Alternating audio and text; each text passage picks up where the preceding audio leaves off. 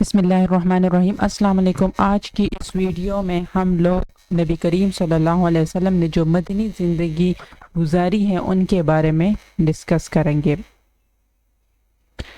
First ہجری، ٹھیک ہے، ربیع الاول کے مہینے میں جمعے کے دن جب قباء سے کی تعمیر کے بعد نبی کریم صلی اللہ علیہ وآلہ وسلم مدینہ طیبہ کی طرف روانہ ہوئے۔ انصار مدینہ جو ہیں وہ جوش مسرت سے آپ علیہ السلام کی سواری کے ارد گرد چل رہے تھے۔ کوئی پیدل جا رہا تھا، کوئی سوار ہو کر آپ علیہ السلام کی ناقہ کو تامے ہوئے جا رہا تھا۔ ہر شخص کی یہی دلی خواہش تھی کہ آپ علیہ السلام ان کے یہاں رہائش پذیر ہو، مقیم ہو جائیں۔ عورتیں، بچے خوشی کے ترانے بھی گا رہے تھے، لیکن چونکہ جمعے کا دن تھا اور بنی سالم بن عوف کے مکانات کے قریب جمعے کا وقت آ گیا، آپ علیہ السلام سواری سے اترے اور جمعہ ادا کرنے کے بعد پھر سوار ہوئے۔ اب جس انصاری کا مکان راستے میں پڑتا ہے وہ التجا کرتا ہے کہ میرے غریب خانے پر قیام فرمائیں، مگر آپ علیہ السلام نے فرمایا کہ تم اونٹنی کو اپنے حال پر چھوڑ دو، وہ اللہ تعالیٰ کی طرف سے معمور ہے، جس جگہ اس کو ٹھہرنے کا حکم ہے وہاں جا کر خود ٹھہر جائے گی۔ یہ اونٹنی اسی طرح چلتی رہی یہاں تک کہ رسول اللہ صلی اللہ علیہ وسلم کی ننیال بنی عدی بن نجار کے مکانات آ گئے تو ابو ایوب رضی اللہ تعالیٰ عنہ انصاری کے مکان کے سامنے جا کر اونٹنی بیٹھ گئی۔ آپ علیہ السلام ابو ایوب رضی اللہ تعالیٰ عنہ کے مکان پر مہمان ہوئے اور ایک مدت تک انہی کے مکان پر مقیم رہے۔ اس وقت مدینہ میں کوئی مسجد موجود نہیں تھی، تو جس جگہ موقع ملتا تھا نماز ادا کی جاتی تھی۔ اس کے بعد وہ جگہ خرید دی گئی جس جگہ ناکھا بیٹھی تھی۔ اس جگہ میں مسجد نبوی کی تعمیر کی گئی، جس کی دیواریں کچی اینٹوں کی اور ستون کھجور کے درخت کی لکڑی کے اور چھت کھجور کی شاخوں سے بنائی گئی تھی، اور قبلے کا رخ بیت المقدس کی طرف رکھا گیا جو اسی وقت مسلمانوں کا قبلہ تھا۔ اور اسی مسجد کے ساتھ دو حجرے بھی بنائے گئے، ایک حضرت عائشہ رضی اللہ تعالیٰ عنہ کے لیے اور دوسرا سودا رضی اللہ تعالیٰ عنہ کے لیے۔ اس کے بعد نبی اکرم صلی اللہ علیہ وسلم نے ایک شخص کو مکہ بھیجا کہ آپ علیہ السلام کے اہل و عیال کو مدینہ طیبہ لے آئیں۔ اس وقت حضرت ابوبکر صدیق رضی اللہ تعالیٰ عنہ نے بھی اپنے سب اہل و عیال کو مدینے بلوا لیا تھا۔ ہجرت کے بعد جو فرسٹ ہجری تھی اس میں یہی واقعہ پیش آیا کہ یعنی اونٹنی جہاں پہ بیٹھی تھی وہاں پہ مسجد نبوی کی تعمیر کی گئی۔ فرسٹ ہجری میں نبی کریم صلی اللہ علیہ وسلم نے دو سریے روانہ فرمائے۔ اول سریہ جو تھا وہ حمزہ رضی اللہ تعالیٰ عنہ کا اور دوسرا سریہ عبیدہ رضی اللہ تعالیٰ عنہ کا۔ ہجرت کے 7 مہینے کے بعد یعنی رمضان المبارک کے مہینے میں نبی کریم صلی اللہ علیہ وسلم نے حضرت حمزہ رضی اللہ تعالیٰ عنہ کو 30 مہاجرین پر امیر بنا کر ایک لشکر جن کو ایک سفید جھنڈا عطا فرمایا اور قریش کے ایک قافلے کی طرف روانہ کیا۔ لیکن جب یہ حضرات دریا کے کنارے پہنچے اور باہمی مقابلہ ہوا تو مجدی بن عمر جہنی نے درمیان میں پڑھ کر جنگ کو روک دیا۔ یہی پہلا سریہ تھا اسلام کا۔ دوسرا سریہ جو عبید بن حارث کا ہوا پھر شوال کے مہینے میں ہوا۔ حضرت عبیدہ بن حارث کو 60 آدمیوں کا امیر لشکر بنا کر بطن رابغ کی طرف ابو سفیان کے مقابلے کے لیے روانہ فرمایا۔ اسی جہاد میں اول تیر جو ہیں وہ سعد بن ابی وقاص رضی اللہ تعالیٰ عنہ نے کفار پر پھینکا، اور یہ سب سے پہلا تیر تھا جو اسلام میں کفار پر چلایا گیا تھا۔ اس کے بعد 2 ہجری میں 5 غزوات ہوئے، یعنی غزوہ ابوا جس کو غزوہ بدان کہتے ہیں، غزوہ بدر کبریٰ ہوا، غزوہ بنی قینقاع کا ہوا، غزوہ سویق کا ہوا، اور 3 سریے ہوئے۔ سریہ عبداللہ بن جہش رضی اللہ عنہ کا ہوا، سریہ عمیر رضی اللہ عنہ کا ہوا، سریہ سالم رضی اللہ تعالیٰ عنہ۔ اس سال کے غزوات میں جو سب سے اہم غزوہ تھا وہ بدر کا تھا۔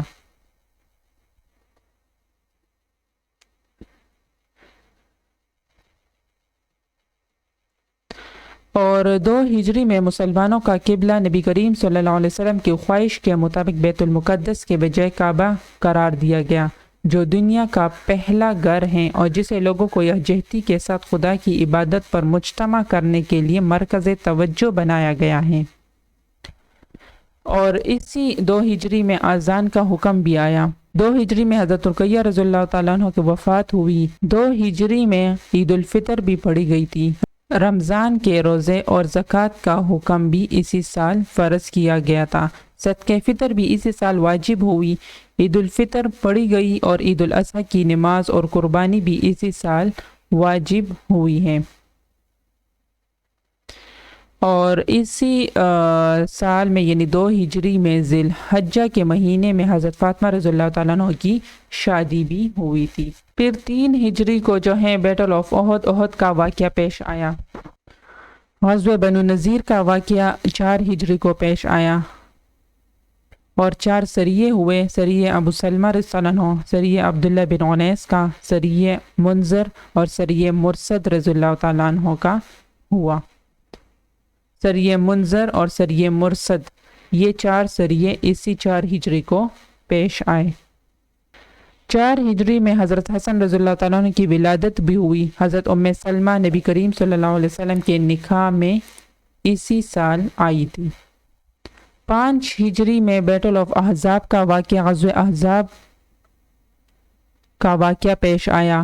کانکیسٹ آف بنو قریظہ، اور بنو قریظہ کو بھی مدینے سے نکال دیا گیا، یعنی اسی اور 5 ہجری کے جمادی الاولیٰ میں نبی کریم صلی اللہ علیہ وسلم کے نواسے عبداللہ بن عثمان رضی اللہ تعالیٰ عنہ یعنی رقیہ رضی اللہ عنہ کے صاحبزادے بھی فوت ہوئے، اور شوال کے آخر میں حضرت عائشہ رضی اللہ تعالیٰ عنہ کی والدہ کی وفات ہوئی، اور ذی-قعدہ میں زینب بنت جہش آپ علیہ السلام کے نکاح میں آئی، اور اسی سال مدینے میں زلزلہ آیا تھا اور صلاۃ الخسوف بھی پڑھی گئی تھی، یعنی خسوف قمر پڑھی گئی تھی۔ 6 ہجری میں جو ہے وہ صلح حدیبیہ کا واقعہ بھی پیش ہے، جس کو بیت الرضوان کہتے ہیں، ٹھیک ہے، اور حضرت خالد بن ولید رضی اللہ تعالیٰ عنہ نے اسلام قبول کیا تھا۔ صلح حدیبیہ کا واقعہ جو ہے وہ ذی-قعدہ میں پیش آیا تھا، اور اس صلح حدیبیہ کے واقعے کے بعد نبی کریم صلی اللہ علیہ وسلم نے مختلف ممالک کے جو بادشاہ تھے ان کو دعوت اسلام کے خطوط بھی بھیجے تھے، ٹھیک ہے۔ عمر بن امیہ رضی اللہ تعالیٰ عنہ کو نجاشی بادشاہ جو حبشہ کی طرف تھا وہاں پہ بھیج دیا گیا۔ اس نے نبی کریم صلی اللہ علیہ وسلم کے نام مبارک کو دونوں آنکھوں پر رکھا اور تخت سے نیچے اتر کر زمین پر بیٹھ گیا اور خوش دلی سے اسلام قبول کر لیا۔ خود نبی کریم صلی اللہ علیہ وسلم کے زبان مبارک میں ہی ان کا انتقال بھی ہوا تھا۔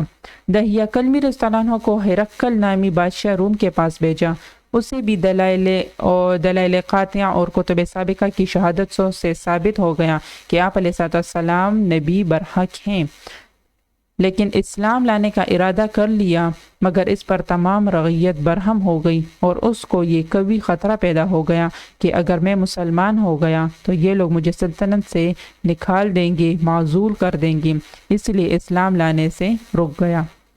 حضرت عبداللہ ابن حذافہ رضی اللہ عنہ کسریٰ خسرو پرویز گنج قلعہ ایران کی طرف روانہ فرمایا۔ اس بدبخت نے نام مبارک کے ساتھ گستاخی کی اور چاک کر کے پارا پارا کر دیا۔ جب نبی کریم صلی اللہ علیہ وسلم کو اس کی اطلاع ہوئی تو آپ علیہ السلام نے فرمایا کہ اللہ تعالیٰ اس کی سلطنت کو اس طرح پارا پارا کرے جس طرح اس نے ہماری خط کو پارا کیا ہے۔ سیدنا رسول کی دعا کیسے خالی جاتی؟ تھوڑے ہی عرصے بعد خسرو پرویز خود اپنے بیٹے شیرویہ کے ہاتھ سے نہایت بے دردی کے ساتھ مارا گیا۔ خاطب بن ابی بلتہ رضی اللہ عنہ کو سلطان مصر و اسکندریہ کی طرف بھیجا۔ اس کے دل میں بھی اللہ تعالیٰ نے اسلام کی حقانیت اور آپ علیہ السلام کی صداقت ڈال دی۔ حضرت خاطب کے ساتھ بہت اچھا سلوک کیا۔ نبی کریم صلی اللہ علیہ وسلم کے چند تحفے بھیجے، جن میں ایک کنیز ماریہ قبطیہ رضی اللہ عنہ اور ایک سفید خچر جس کا نام دلدل تھا۔ ایک روایت میں ہے کہ 1000 دینار اور 20 جوڑے بھی ہدیے میں تھے۔ حضرت عمر بن عاص رضی اللہ عنہ کو بادشاہ عمان یعنی عبداللہ کے پاس بھیجا۔ ان کو بھی ذاتی تحقیق اور کتب سابقہ کے ذریعے سے آپ علیہ السلام کی نبوت کا یقین ہو گیا اور مسلمان ہو گئے، اور اسی وقت سے مال زکوٰۃ کا جمع کرنا شروع کر دیا اور نبی کریم حضرت عمر بن عاص رضی اللہ تعالیٰ عنہ کے سپرد کر دیا۔ 6 ہجری میں حضرت خالد رضی اللہ تعالیٰ عنہ اسلام لے آئے تھے۔ اس وقت یہ اسلام کے ہر مارکے میں، ہر جنگ میں مسلمانوں کے خلاف جنگ کرتے تھے۔ اکثر غزوات میں بالخصوص غزوہ احد میں انہی کے ذریعے سے کفار کے اکڑے ہوئے پاؤں جمے تھے، لیکن صلح حدیبیہ کے بعد خود بخود مسلمان ہونے کے لیے سفر کرتے ہیں۔ راستے میں عمر بن عاص رضی اللہ تعالیٰ عنہ سے ملاقات ہوئی تو معلوم ہوا کہ وہ بھی اسی ارادے سے جا رہے ہیں۔ دونوں ساتھ پہنچ کر نبی کریم صلی اللہ علیہ وسلم کی خدمت میں حاضر ہوئے اور اسلام قبول کر لیا۔ اس کے بعد 7 ہجری میں غزوہ خیبر کا واقعہ بھی پیش آیا اور موتا کا واقعہ بھی پیش آیا۔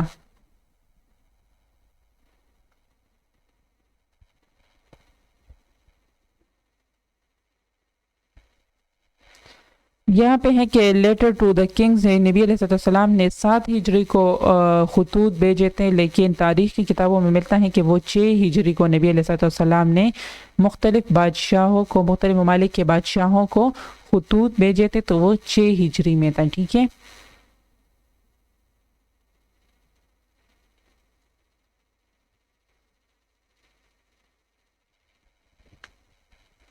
سات ہجری میں صرف غزوہ خیبر کا واقعہ 7 ہجری میں غزوہ خیبر کا واقعہ پیش آیا، جس میں خیبر کو فتح کیا گیا، اور خیبر کے فتح ہونے کے بعد نبی کریم صلی اللہ علیہ وسلم نے یہود فدق کی طرف ایک رسالہ بھیجا۔ انہوں نے بھی صلح کر لی تھی، اور صلح حدیبیہ میں جو عمرہ چھوڑ دیا گیا تھا اور کفار قریش سے یہ معاہدہ ہوا تھا کہ آئندہ سال عمرہ کریں گے اور 3 دن سے زائد قیام نہ کریں گے، تو اسی سال حسب وعدہ آپ علیہ السلام اپنے تمام رفقا کے پیر تشریف لے گئے اور شرائط معاہدہ کی پوری پابندی کے ساتھ عمرہ ادا فرما کر واپس تشریف لے آئے۔ اور جو تاریخ کی کتابوں میں ملتا ہے کہ غزوہ موتا جو ہے یہ 8 ہجری کو پیش آیا تھا، لیکن یہاں پہ ہے کہ موتا جو ہے وہ 7 ہجری پہ پیش آیا، تو یہ غزوہ موتا جو ہے یہ 8 ہجری کو پیش آیا تھا۔ یہ حضرت زید رضی اللہ تعالیٰ عنہ کو امیر بنا کر بھیجا تھا۔ اس سال میں 4 اہم غزوات پیش آئے، جس کو غزوہ موتا تاریخی کتابوں میں ملتا ہے کہ یہ غزوہ موتا تھا 8 ہجری۔ ٹھیک ہے، کانگسٹ آف مکہ، فتح مکہ کا واقعہ پیش آیا، غزوہ حنین کا واقعہ پیش آیا، اور طائف کا بھی آیا۔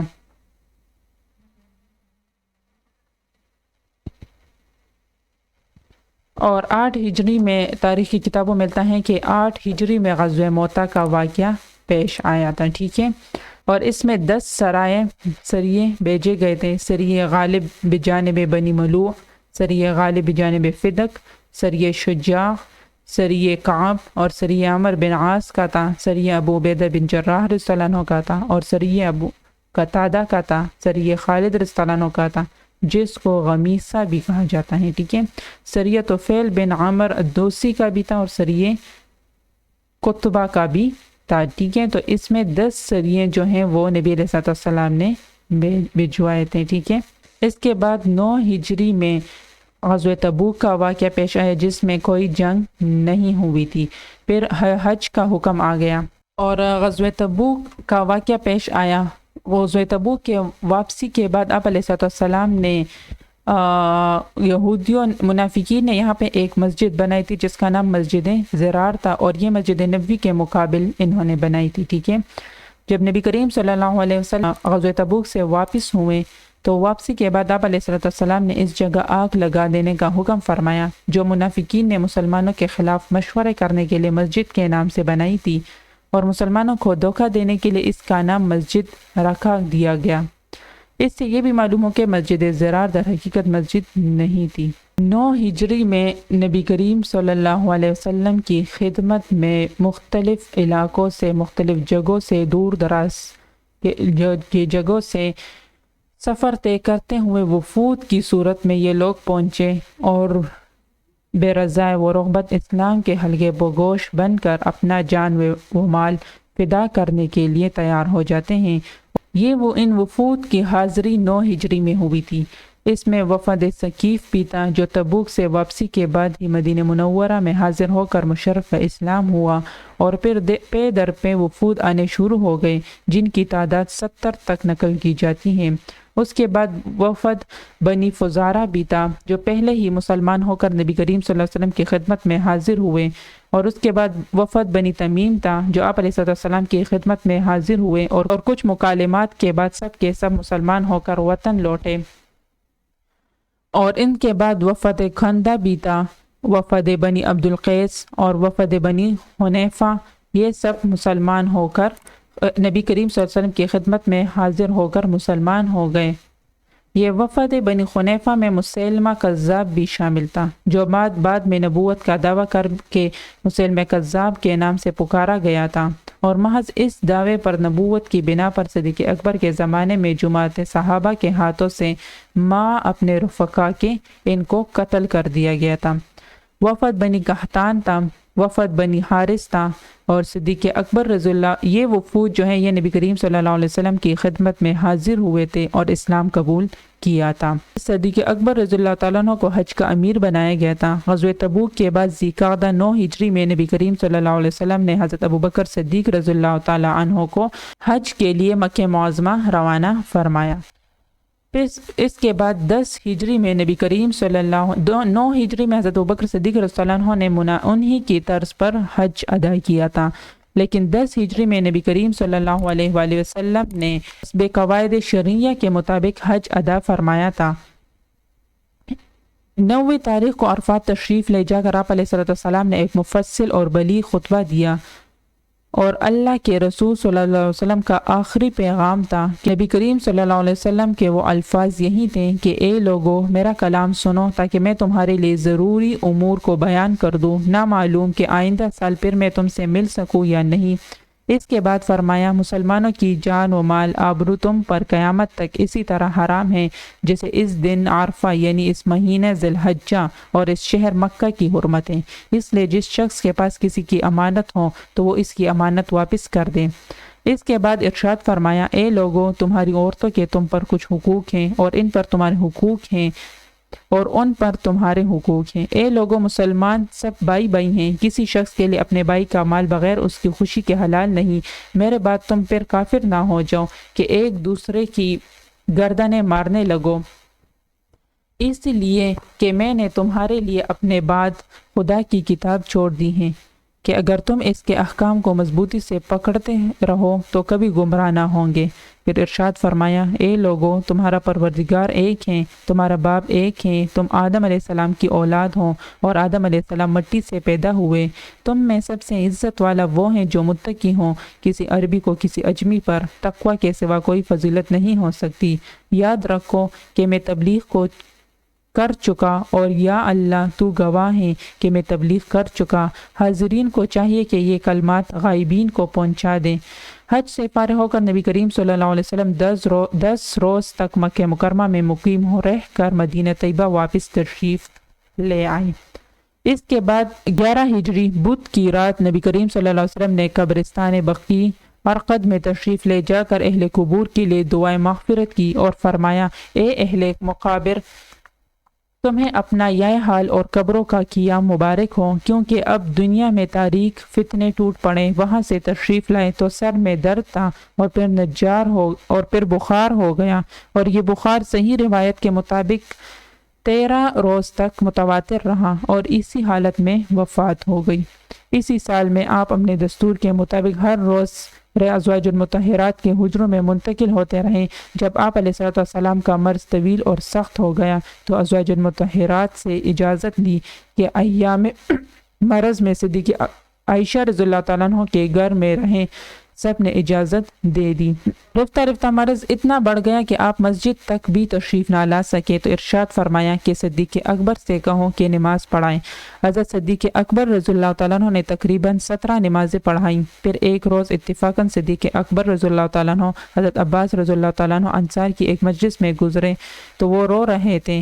سبب پوچھا تو کہا نبی کریم صلی اللہ علیہ وسلم کی مجلس کو یاد کر کے رو رہے ہیں۔